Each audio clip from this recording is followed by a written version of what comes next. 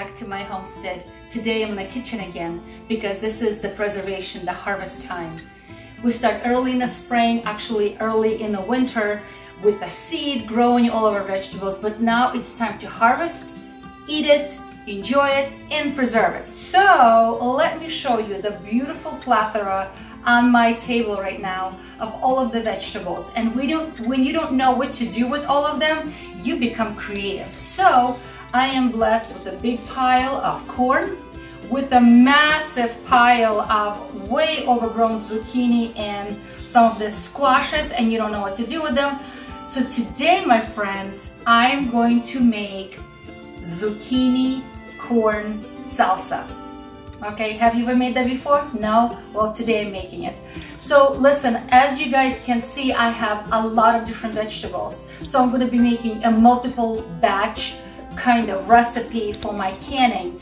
But I will leave the recipe for one single batch in the description, so you don't have to chase me with all the ingredients.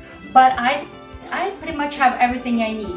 The only thing is that I really don't have a lot of peppers, so if I had more peppers, I would have added more to this recipe, but I don't have enough. So, first things first, I need to start by preparing zucchini, because zucchini, as you guys know, a super watery, kind of juicy vegetable. And in order not to have a very runny salsa, I need to excrete and remove some of those juices from the zucchini. Look at these big, gigantic baseball bats. They're scary. I love it. Anyway, not gonna go to waste. So what I'm gonna do is simply I'm gonna peel them because the skins are pretty thick already, and remove the seed. Then there's an option. Either we can put it through a cheese grater to grate them, or I'm gonna actually use my little chopping machine. Look at this guy. I love this chopping machine.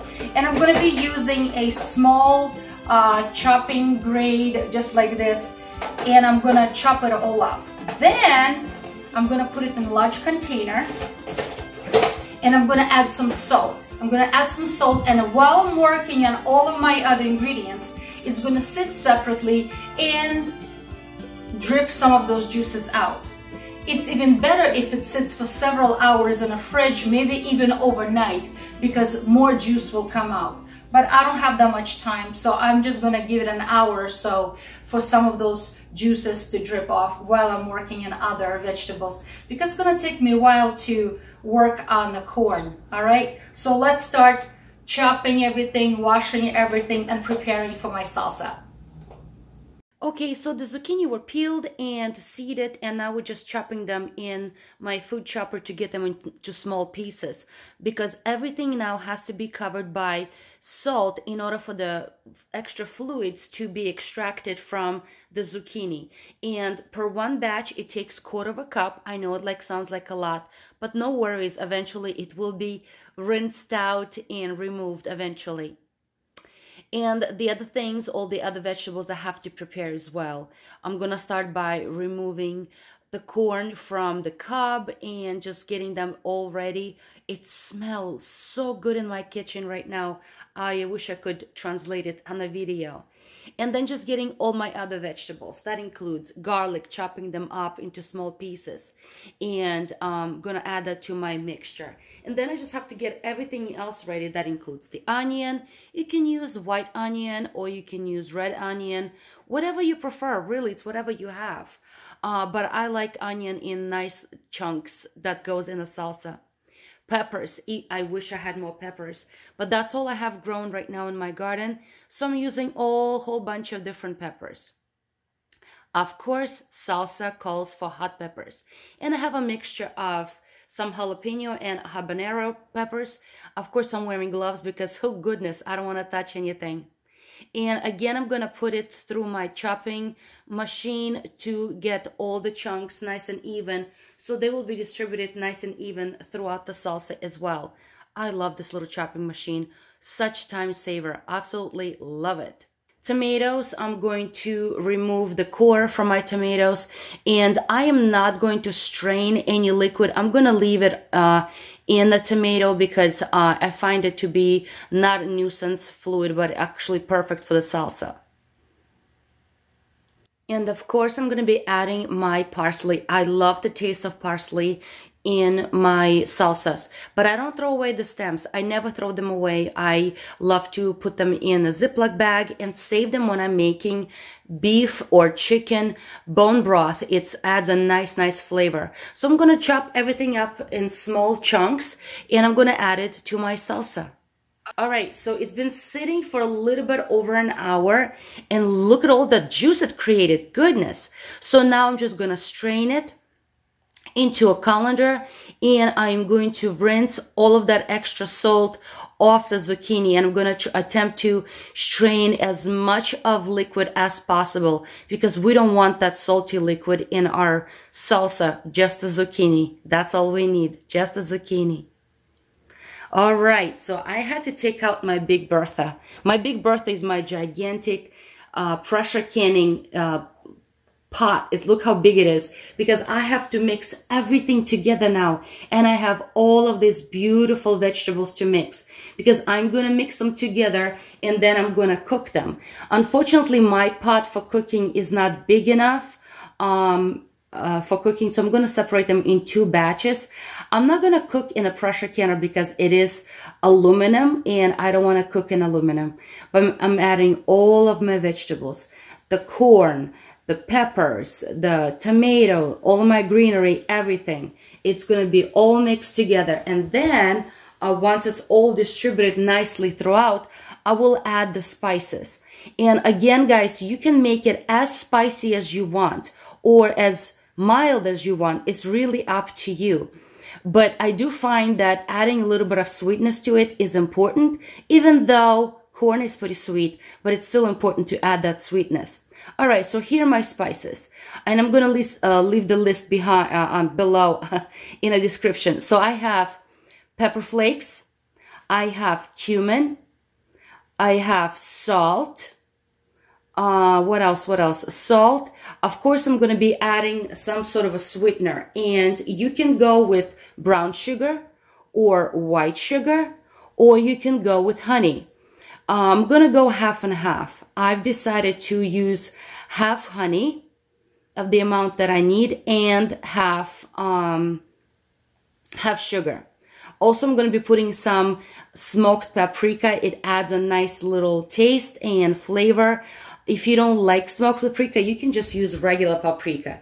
And I always encourage everyone to taste their salsa before canning, because that's when you will know that if it needs more sweetness, if it needs more salt, if it needs more spice, per your taste. So even though there may be a recipe you're following, but make it your own. And I strongly encourage to always taste before the canning actually takes place. So this is my honey. Look at this beautiful thick honey from our bees. I absolutely love it. And like I said, I'm using half honey and half sugar because I just wanted to save a little bit on the honey, okay? But again, you can use sugar or you can use brown sugar, whatever you prefer, really. And then we're going to be using vinegar. Some of my recipes, I use half apple cider vinegar and half regular 5% vinegar.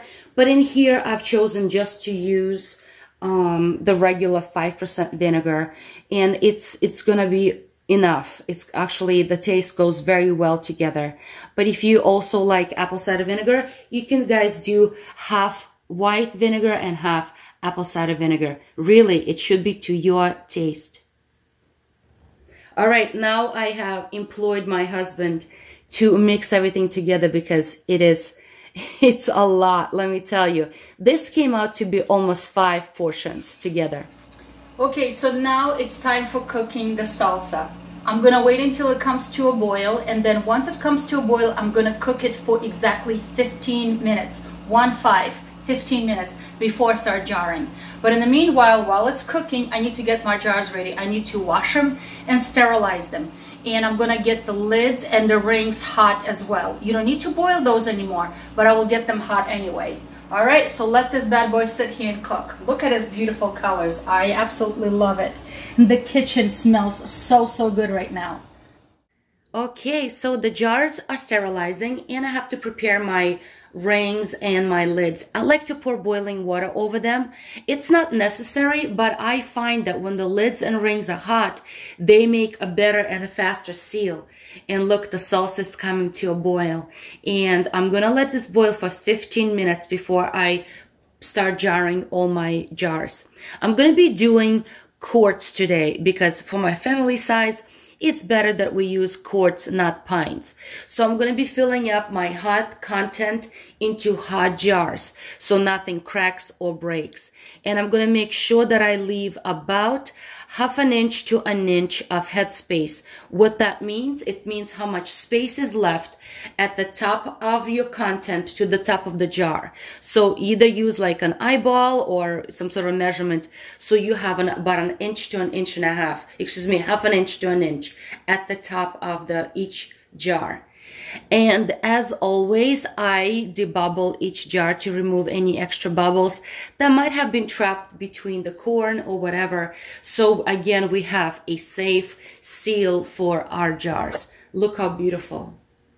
All right, as always, I run each jar with a moist paper towel to make sure that there's no content left on the rims of the jars, again, so we have a safe seal. And I use my hot lids and rings, and I'm going to tighten it to a finger tight. What that means is that it's tightened without a machinery, only with my own fingers, with my strength of the fingers. Water bath, now canning. We set it up outside because it was already such a hot day. So we're going to be processing quarts for 20 minutes in the water bath canner, and then at the end of 20 minutes I turn off the water and allow them to sit for 5 more minutes, just cooling off. Make sure there's 1 inch of water on top. Okay friends, so all of the salsa is being jarred and here sitting cooling off from the water bath. It's been a long day, but I have to say it's super rewarding, and I'm super happy that my husband was able to help me in the kitchen because it was just so much. We've done 5 batches, almost 5 batches altogether, and a little bit did not fit in a jar, so I just wanted to give it a taste and let you know how it tastes, okay? It's really good. It's a little bit spicy, a little salty, a little sweet, a little tart. It's perfect.